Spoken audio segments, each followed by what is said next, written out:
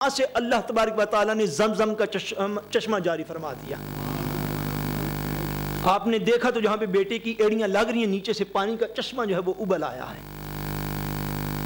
اور حضور نبی کریم صلی اللہ علیہ وسلم کا یہ فرمان اقدس سے یاد رکھیے. حضور نے فرمایا اللہ تعالیٰ اسماعیل کی والدہ پہ رحم کرے کہ جس نے زمزم کے اس چشمے کے ارد گرد ریت کی جو ہے وہ دیوار بنائی اور اپنی زبان عبرانی ان کی زبان تھی اس میں اس کو فرمایا زمزم. پانی کو کیا حکم فرمایا؟ فرمایا زمزم. زمزم کا عبرانی زبان میں ترجمہ یہ ہے کہ رک جا، ٹھہر جا، سٹاپ ہو جا. حضور نے فرمایا کہ اللہ تعالیٰ ام اسماعیل پر رحم فرمائے.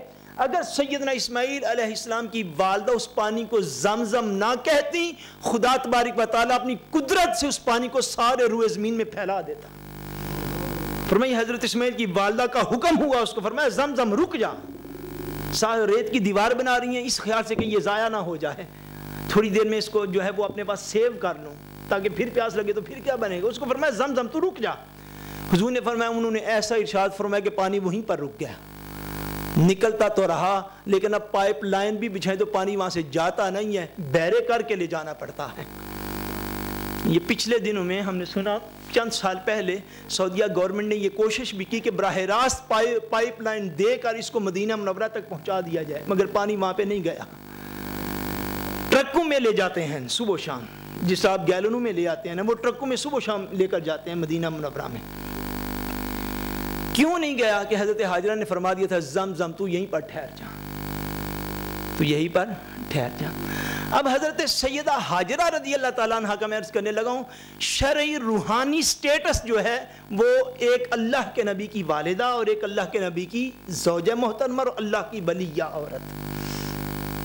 اب ان کی وہ ادا جو ہے وہ اللہ تبارک و تعالیٰ کو اتنی محبوب ہے، اتنی محبوب ہے، اتنی پیاری ہے کہ سیدنا تاجدار کائنات صلی اللہ علیہ وسلم آخری نبی، آخری رسول اس دنیا کی طرف، اور آپ کا دین آخری دین قیامت کی دیواروں تک، اللہ تبارک و تعالیٰ نے اس ولیہ کاملہ کی ادا کو اتنا پسند کیا، اتنا پسند کیا، فرمایا حاجیو جو میرے شہر مکہ میں آ کر میری عبادت کرنا چاہتے ہو، میں اصول تمہیں رب ہو کر عطا فرما رہا ہوں کہ اگر رب کو راضی کرنا ہو تو اللہ اللہ کی ضربیں تو لگاؤ یا نہ لگاؤ، اللہ کے محبوب بندے جو ہیں ان کی اداؤں کو اختیار کر لو، رب عرش پر راضی ہو جائے گا. بس یہ فلسفہ ہے خدا کو راضی کرنے کا. یا اللہ کس طرح راضی کریں؟ فرمایا 4000 سال پہلے حاجرہ نے ان پہاڑیوں کے اوپر قدم لگایا تھا، آ کے تم بھی قدم لگاؤ. اور وہ جو سبز ٹیوب لائٹیں آپ کو سکرین پر بھی نظر آتی ہیں، وہاں پر بھی جاتے ہیں، یہ عین وہ مقام ہے کہ جہاں پر بے قراری میں حضرت حاجرہ کے تیز قدم اٹھے تھے. حضرت حاجرہ کے تیز قدم اٹھے تقریباً دوڑتے ہوئے، عین اس جگہ پر فرمایا مجھے حضرت حاجرہ کی وہ ادا اتنی پسند ہے کہ جب اس مقام پر پہنچے وہ 4000 سال پہلے وہاں سے تیز قدموں کے ساتھ چلی تھیں، اگر مرد ہو تو وہاں سے دوڑتے ہوئے گزر جاؤ. جس جگہ پر وہ آرام سے چلی اس جگہ پہ آرام سے چلنا سنت ہے. جس جگہ پر انہوں نے تیز قدم اٹھائے اس جگہ پر تیز قدم اٹھانا سنت ہے. کہ اللہ تبارک و تعالیٰ یہ فرمانا اور بتانا اور سمجھانا چاہتا ہے کہ لوگوں اگر رب کو راضی کرنا ہو تو رب کے جو ولی ہوتے ہیں ان کی اداؤں کو اپنا لیا کرو. اور حضور نے سنت اپنی قائم فرما دی اسی مقام پر تیز تیز چلتے ہوئے. فرمایا قیامت تک میری امت جب بھی اس جگہ پر عمرہ کرنے کے لیے حج کرنے کے لیے آئے گی، صفا اور مروہ پر سعی کرے گی. جہاں پر حضرت حاجرہ نے تیز قدم اٹھے وہاں پہ تیز اٹھانا سنت ہے، جہاں پہ آہستہ چلی وہاں پہ آہستہ چلنا سنت ہے. اس مبارک عمل کی وجہ سے جو اللہ تبارک و تعالیٰ کو اتنا پسند ہے، فرمایا ان الصفا والمروہ من شعائر اللہ. فرمایا سن لو اب صفا اور مروہ، اس سے پہلے عام پہاڑیاں ہوں گی، اب اللہ کی ایک ولیہ کے ایک ولی عورت کے قدم لگ گئے ہیں. آج کے بعد یہ اللہ کی نشانیاں ہو گئی ہیں، آج کے بعد یہ اللہ کی نشانیاں ہو گئی ہیں. فرمایا اللہ تبارک و تعالیٰ نے قرآن مجید میں سورہ الحج میں ایک مقام پر فرمایا وَمَن يُعَظِّمْ شَعَائِرَ اللَّهِ فَإِنَّهَا مِن تَقْوَى الْقُلُوبِ. فرمایا سن لو جس نے اللہ کی نشانیوں کا ادب کیا، اللہ کی نشانیوں کا ادب کیا. فرمایا جس نے اللہ کی نشانیوں کی تعظیم کی، ادب و احترام کیا، سو اللہ کی نشانیوں کی تعظیم کرنا اللہ تبارک و تعالیٰ فرماتا ہے یہ دلوں کے تقوی سے ہے. یعنی متقی لوگ جو ہوتے ہیں وہی اللہ کی نشانیوں کی تعظیم کرتے ہیں.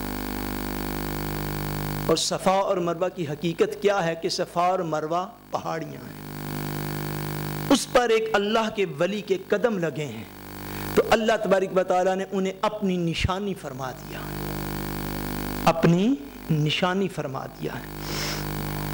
اس سے بھی آگے اگر آپ جائیں اسی سورہ الحج میں آپ کو 2-3 قرآن مجید سے مثالیں تاکہ فکر جو ہے وہ قرآن پر مضبوط ہو جائے، پھر دلائل کو سمجھنے میں آسانی ہو جاتی ہے، اولیاء کے واقعات کو سمجھنے میں آسانی ہو جاتی ہے.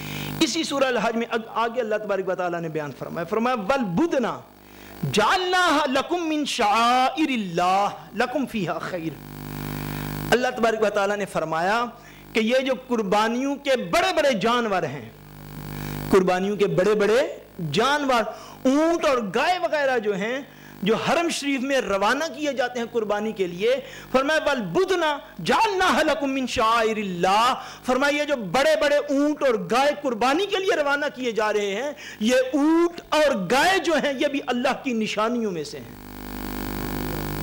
قربانی کے جانور بھی اللہ کی نشانیوں میں سے ہیں.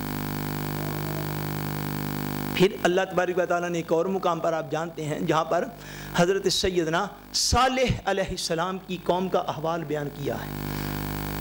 سیدنا صالح علیہ السلام کی قوم، فرمایا حضرت سیدنا صالح علیہ السلام سے انہوں نے ڈیمانڈ کی، تقاضا کیا، معجزے کا تقاضا کیا. تقاضا کیا تھا؟ سیدنا صالح علیہ السلام نے فرمایا کہ اللہ تبارک و تعالیٰ کو ایک مانو، مجھے نبی مانو، آخرت کے دن پر یقین رکھو. قوم نے معجزے کا بڑا عجیب و غریب مطالبہ کیا.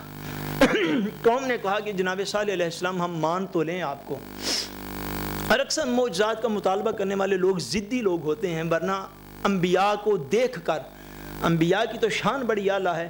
حضور صلی اللہ علیہ وسلم سے پوچھا گیا یا رسول اللہ من اولیاء اللہ، اے اللہ کے رسول ولی اللہ کون ہوتے ہیں؟ ولی اللہ کون ہوتے ہیں؟ حضور نے فرمایا اذا رؤوا ذکر اللہ. فرمایا ولی اللہ وہ ہوتے ہیں جب انہیں دیکھو تو اللہ یاد آ جاتا ہے. جب انہیں دیکھو تو اللہ یاد آ جاتا ہے. یہ نہیں سکرین پر بھی دیکھ لو تو ٹی وی بند کرنے کو جی چاہتا ہے، یہ میں نے کیا دیکھ لیا. ایسے لوگ ولی نہیں ہوتے. فرمایا اذا رؤوا ذکر اللہ، فرمایا اللہ کا ولی وہ ہوتا ہے کہ اس کو دیکھو تو رب یاد آ جاتا ہے. اچھا یہ تو ولی کا مقام ہے، تو نبی ہو جو، اس کو دیکھنے سے کس چیز کی خبر نہ ہوتی ہوگی. مگر ضدی لوگ اڑ جایا کرتے. حضرت صالح علیہ السلام کے سامنے اڑ گئے، کہنے لگے کہ یہ آپ پہاڑی کے پاس سے گزر رہے ہیں، اس چٹان میں سے اگر اونٹنی نکل آئے. یہ قرآن مجید میں ریفرنس دینے لگا تو بات بڑی لمبی ہو جائے گی، میں نے ختم بھی کرنا ہے. یہ بالکل قرآن مجید، اس میں کوئی ہسٹوریکل بات نہیں ہے. فرمایا کہ اس قوم نے مطالبہ کیا کہ آپ جناب یہ پہاڑی ہے، یہ چٹان، اس چٹان سے اونٹنی نکلے، اور اونٹنی بھی ایسی ہو جو 10 ماہ کی حاملہ اونٹنی ہو، بچہ نہیں، پوری جوان اونٹنی جو ہے اس چٹان سے، اس پتھر سے، اس پہاڑ سے باہر نکلے، ہم آپ کا کلمہ پڑھ لیں گے. سیدنا صالح علیہ السلام نے فرمایا دیکھ لو، میرا رب کریم قادر ہے، میں عرض کروں گا وہ مان جائے گا. اگر اس کے بعد بھی کلمہ نہ پڑھا تو پھر عذاب کا شکار ہو جاؤ گے. کہنے لگے نہیں آپ دیکھیں، اگر آپ ایسا کر گے تو ہم آپ کو نبی مان لیں گے. آپ نے اللہ تبارک و تعالیٰ کے حضور دعا کی، یا اللہ ان کے اس مطالبے کو پورا فرما.